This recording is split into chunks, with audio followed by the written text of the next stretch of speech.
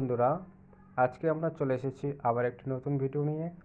আজকে আমাদের আলোচ্য বিষয় হচ্ছে গৌড়বঙ্গ বিশ্ববিদ্যালয়ের সেকেন্ড সেমিস্টার অর্থাৎ এডুকেশন সাবজেক্টের MC4 যে পেপারটি আছে সেই পেপারে অন্তর্গত কিছু সাজেস্টিভ কিছু 2 মার্কসের প্রশ্ন নিয়ে আজকে আমরা আলোচনা করব। তো তোমরা যারা চ্যানেলের সঙ্গে যুক্ত আছো, চ্যানেলটি এখানে সাবস্ক্রাইব করোনি, তোমরা প্রত্যেককে চ্যানেলটিকে সাবস্ক্রাইব করো এবং পাশে থাকা বেল আইকনটিকে ক্লিক করো যাতে আমাদের আরও নতুন নতুন ভিডিওর নোটিফিকেশন তোমাদের কাছে পৌঁছে যায়। তো তোমরা যারা এই ভিডিওটি দেখছো, ভিডিওটি প্রথম থেকে শেষ পর্যন্ত দেখো, ভালো লাগবে, কারণ এখান থেকেই তোমাদের হচ্ছে আগামী পরীক্ষায় এখান থেকেই তোমরা কিছু না কিছু প্রশ্নের উত্তর কমন পেয়ে যাবে। ঠিক আছে, বিশেষ করে 2 মার্কসের জন্য তোমাদের আজকে এই ভিডিওটি তৈরি করা হয়েছে এবং তোমরা ভালো করে দেখো। আমাদের আজকে প্রথম প্রশ্ন হচ্ছে, শিখন কাকে বলে? শিখন হলো সেই ধরনের সক্রিয়তা যা ব্যক্তির আচরণে পরিবর্তন আনে এবং ব্যক্তির পূর্ববর্তী আচরণ ও অভিজ্ঞতার পরিবর্তন ঘটায়। 2 নম্বর প্রশ্ন, শিখনের কার্যকরী সংজ্ঞা দাও। যে মানসিক প্রক্রিয়ায় অতীত অভিজ্ঞতা ও প্রশিক্ষণের প্রভাব প্রগতিশীল আচরণের পরিবর্তনের মাধ্যমে দৈহিক ও মানসিক বিকাশ ঘটিয়ে পরিবর্তনশীল পরিবেশের সঙ্গে সার্থকভাবে অভিযোজন করার প্রক্রিয়াকে শিখন বলে। এই সময় তোমাদের একটা কথা মনে রাখা দরকার যে আমি শুধুমাত্র যেই প্রশ্নগুলো তোমাদের বলবো সেই প্রশ্নগুলোই তোমরা পড়বে, বাকি প্রশ্নগুলো পড়ার দরকার নেই, কারণ এখানে অনেকগুলো প্রশ্ন আছে। অনেকগুলো প্রশ্নের মধ্যে থেকে যেইগুলো হচ্ছে সাজেস্টিভ প্রশ্ন সেগুলোই শুধু আমি আজকে বলবো। এবার চলে আসবো হচ্ছে 4 নম্বর প্রশ্ন, শিখনের প্রকৃতিক রূপ। পরিবেশের সঙ্গে অভিযোজনের জন্য শিখন ঘটে থাকে। এটি একটি মানসিক প্রক্রিয়া। শিখন সংশ্লিষ্ট ব্যক্তিকে আত্মসক্রিয় করে তোলে। শিখনের ক্ষেত্রে ব্যক্তির নির্দিষ্ট পেশনা যুক্ত থাকে এবং এটি কোনো না কোনো চাহিদাকে পরিতৃপ্ত করে। এই প্রক্রিয়া অনুশীলন নির্ভর। পরের প্রশ্ন খুব ইম্পর্টেন্ট প্রশ্ন, শিখনের সঙ্গে পরিণমনের পার্থক্য।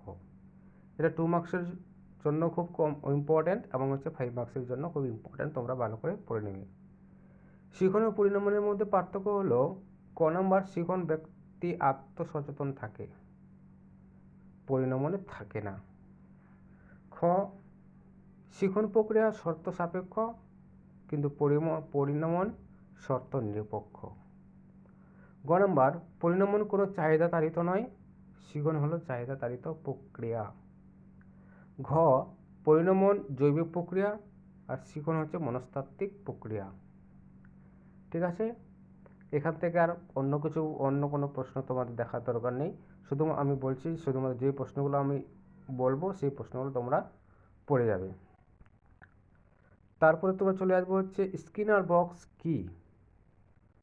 আমেরিকান মনোবিদ BF স্কিনার প্রাণীর শিখন সম্পর্কে পরীক্ষায় যে যান্ত্রিক উপকরণ ব্যবহার করেছিলেন সেই যান্ত্রিক উপকরণকে স্কিনার বক্স বলা হয়।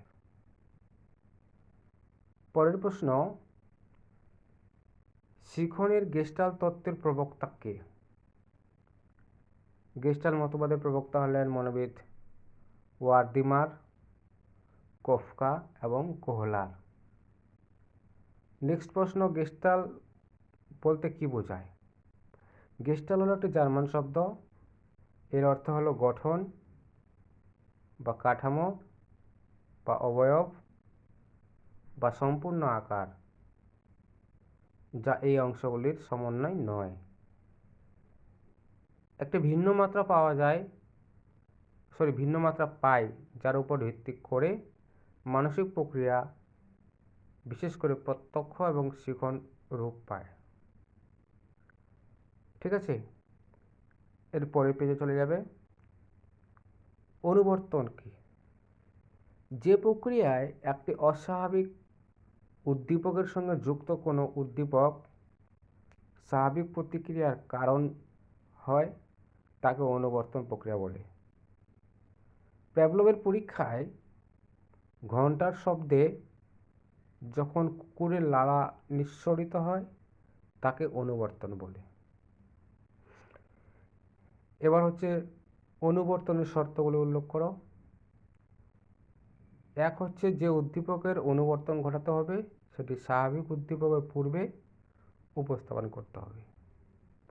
2, অনুবর্তিত উদ্দীপক স্বাভাবিক উদ্দীপকের সঙ্গে যুক্ত অন্যান্য উদ্দীপকের চেয়ে শক্তিশালী হবে। 3, অনুবর্তন সম্পূর্ণ করতে বারবার একই নিয়মে উদ্দীপক উপস্থাপন করতে হবে। পরের প্রশ্ন 25 নম্বর যে প্রশ্নটি আছে সেটা তোমরা ভালো করে পড়বে। প্রাচীন অনুবর্তন বলতে কী বোঝো? মনোবিদ প্যাভলভ বহুবিধ পরীক্ষা নিরীক্ষা করে বলেছেন যে একটি স্বাভাবিক উদ্দীপক এবং একটি কৃত্রিম উদ্দীপক বারবার একসঙ্গে উপস্থাপনের ফলে একটি স্বাভাবিক প্রতিক্রিয়া দেখা দেয়। কিছুদিন পর স্বাভাবিক উদ্দীপকটিকে বাদ দিয়ে কৃত্রিম উদ্দীপকটি প্রয়োগ করলে স্বাভাবিক প্রতিক্রিয়ার সৃষ্টি হয়। এইভাবে কৃত্রিম উদ্দীপকটি প্রয়োগে স্বাভাবিক প্রতিক্রিয়া সৃষ্টির ক্রিয়াকে প্রাচীন অনুবর্তন বলে। পরের প্রশ্ন, শিক্ষাক্ষেত্রে প্রাচীন অনুবর্তনের গুরুত্ব কী? প্রাচীন অনুবর্তনের গুরুত্ব হলো 1, অভ্যাস গঠনের প্রয়োজন হয়। 2, আদর্শ মনোভাব গঠনে শিক্ষক এই কৌশলের সাহায্য নিতে পারেন। 3, বানান ও নামতা শিখনে এই কৌশল প্রয়োগ করা হয়। পরের প্রশ্ন তোমরা 29 নম্বর প্রশ্ন দেখবে, অপারেন্ট অনুবর্তন কী? স্কিনারের মতে শিখনের সময় নিজের স্থিত লক্ষ্যে পৌঁছাবার জন্য প্রাণী পরিবেশের মধ্যে সক্রিয় হয়ে ওঠে এবং এই সক্রিয়তার মধ্যে থেকে একটি স্বতঃস্ফূর্ত আচরণ বেরিয়ে আসে, তাই একে সক্রিয় বা অপারেন্ট অনুবর্তন বলা হয়। এবার হচ্ছে 31 নম্বর প্রশ্ন দেখবে, এস টাইপ অনুবর্তন কী? প্যাভলভ প্রাচীন অনুবর্তন হলো এস টাইপ অনুবর্তন। এখানে উদ্দীপকের অনুবর্তন হয়, প্রতিক্রিয়া এক থাকে। আর টাইপ অনুবর্তন কি? স্কিনারের সক্রিয় অনুবর্তন হলো আর টাইপ অনুবর্তন। এখানে প্রাণী সক্রিয়ভাবে আচরণ করে। স্কিনারের মতে কোনো নির্দিষ্ট উদ্দীপকের পরিপ্রেক্ষিতে সৃষ্টি না হয়ে যে আচরণ স্বতঃস্ফূর্ততায় সৃষ্টি হয় এবং এক্ষেত্রে যে প্রকার অনুবর্তনের সৃষ্টি হয় তা হলো আর টাইপ অনুবর্তন। ঠিক আছে, এখান থেকে এগুলো প্রশ্ন পড়বে। বাস এইগুলো প্রশ্ন তোমাদের এখান থেকে পড়লে তোমরা হচ্ছে কিছু প্রশ্ন অন্তত এখান থেকে কমন পেয়ে যাবে। ঠিক আছে, ভিডিওটি যদি ভালো লাগে লাইক করবে এবং শেয়ার করবে। সকলকে অসংখ্য ধন্যবাদ।